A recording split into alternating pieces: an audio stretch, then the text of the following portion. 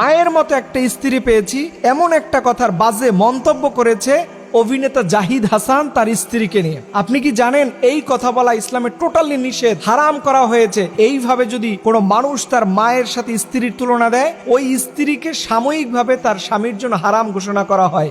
এর পানিশমেন্ট স্বরূপ আল্লাহর নবী বলেছে, খবরদার এটা তোমরা কখনো করবে না। মায়ের সাথে স্ত্রীকে কখনো তুমি তুলনা করতে পারো না।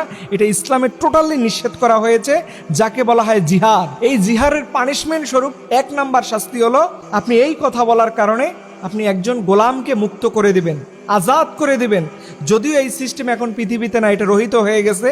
সো আপনাকে 2 মাস রোজা রাখতে হবে, শুধুমাত্র মায়ের সাথে স্ত্রীর তুলনা দেওয়ার কারণে 2 মাস রোজা রাখতে হবে। যদি এইটা কন্টিনিউ না করেন, তাহলে 60 জন মিসকিনকে আপনাকে খাওয়াতে হবে। তাদেরকে অর্ধসা পর্যন্ত গম, চাল, খেজুর পর্যন্ত তাকে দিতে হবে। আপনি বুঝেন, মানুষ দেখবেন প্রায় সময় এই জাতীয় আবেগী কথাবার্তা অনেকেই বলে থাকেন যে আমার স্ত্রী আমার মায়ের সমান, মায়ের মতো। খবরদার, নাফরমানি, নাউজুবিল্লাহ মিন জালিক।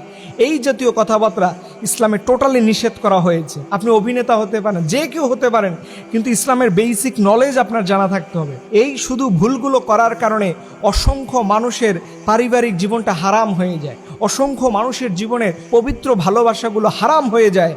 এর জন্য ইসলাম সম্পর্কে জানতে হবে, ইসলাম সম্পর্কে জেনে আপনাকে কথা বলতে হবে। মা হচ্ছে খুব সেন্সিটিভ জিনিস, এটার কোনো বিচার নাই পৃথিবীতে। মা যদি ভুল করে, এটা আল্লাহ যদি তাকে কোনো পানিশমেন্ট দেয়, সেটা তার ইখতিয়ার। তবে আল্লাহ রাব্বুল আলামিন শুধুমাত্র মা এবং বাবার ব্যাপারে স্পেসিফিক, এটার সাথে কারো তুলনা হয় না। মানে খুবই একটা কঠিন একটা জিনিস, যে এটার সাথে কিছুর তুলনা হবে না। সো সাবধান, আবেগ দিয়ে ইসলাম চলে না, ইসলাম চলে তার রুলস এবং নিয়মে। এবং আপনি জানেন, এই যে অভিনেতা যারা আছে দেখবেন, এই যে অভিনেতা যারা আছে দেখবেন, এরা দুনিয়াতে সব জ্ঞান অর্জন করতে পারবে, কিন্তু ওরা ঠিকমতো সূরা ফাতিহা অনেকে পড়তে পারে না।